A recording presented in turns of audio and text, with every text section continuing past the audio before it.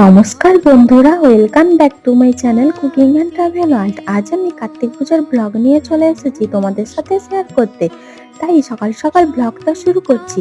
দেখো বন্ধুরা, আমাদের কার্তিক সোনার জন্য সকাল সকাল ভোগের আয়োজন শুরু হয়ে গেছে। কার্তিক সোনার প্রিয় খাবার পায়েস, নারকেল নাড়ু, সুজি, খই, লুচি, আর তার সাথে ছিল 7-8 রকমের ফল এবং 4-5 রকমের চকলেট ও জুস। গত বছর কার্তিক পুজোর 2 দিন আগে আমাদের বাড়ির সামনে কার্তিক সোনা এসে হাজির হয়।